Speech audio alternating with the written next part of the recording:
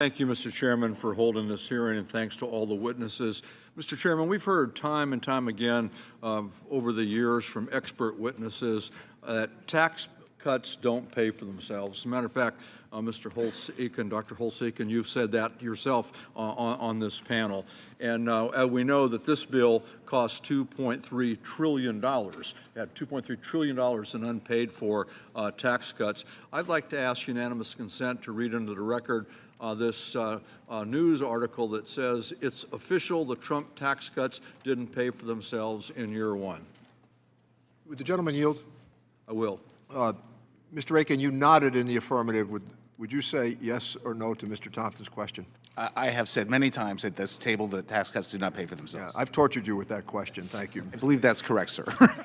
Thank you. And, Mr. Chairman, thanks for holding this hearing, the first hearing we've had on this tax bill.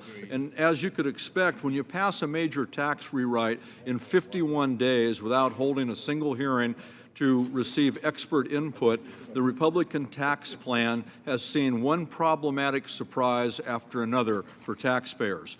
Last Congress, we saw one rewrite have to take place to fix a policy that was grossly distorting the marketplace by incentivizing farmers to sell their products to agricultural co-ops over other businesses. Now, in addition to just outright drafting errors in the bill that are causing real harm to businesses, the true impacts are being felt of unvetted policy hastily passed into law. This includes churches and other nonprofits who may for the first time be forced to pay taxes due to a change in the tax bill to the treatment of some types of fringe benefits they provide their employees. We've seen small wineries paying more to house their wine in warehouses, impractical depreciation schedules for restaurant construction. Professor O, what are some of the other problems with this tax bill that might have been avoided had the Republicans held hearings and consulted with experts before ramming this through?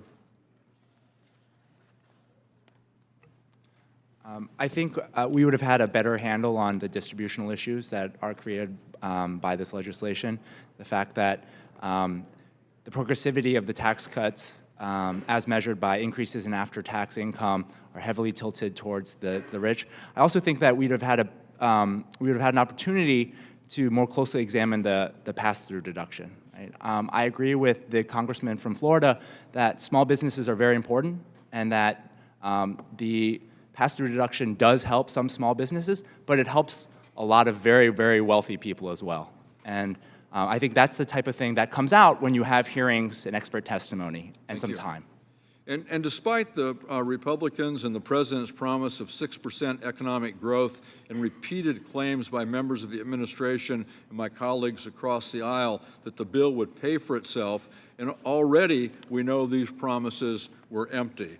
What's more, the Republican tax bill increased federal borrowing not to expand programs aimed at the struggling low and middle class, the working people of this country, but to provide handouts to the richest 1%. The bill is expected to increase deficits by $2.3 trillion over 10 years, and by over $5 trillion if Congress extends and delays the time bombs that the Republicans built into this bill. The rising deficits aren't a surprise and they aren't an accident. The Republicans will turn around and use them as an excuse to call for cutting essential social safety net programs like Social Security, Medicare, and Medicaid. Dr. Gold, how will the coming deficits affect spending on important programs such as Social Security, Medicare, and Medicaid? Absolutely. I think that we've demonstrated here that the tax cut has been a wasteful use of fiscal resources. We should also be clear that any argument that it must be paid for by cutting spending is based on politics, not economics. There's no evidence right now that deficits are doing economic harm to the U.S. economy. But if tax cut supporters manage to politically leverage the deficits they created to cut spending, it would indeed do harm to working families. Cuts to programs that you mentioned, Social Security, Medicare, Medicaid, would do measurable harm. Thank you. Dr. O, who will be left behind if the tax cuts are eventually funded by cutting Social Security, Medicare, and Medicaid? Those programs predominantly help low-income Americans, and so if the Tax Cuts and Jobs Act is funded through a cut to mandatory spending programs that makes the distributional effect much, much worse.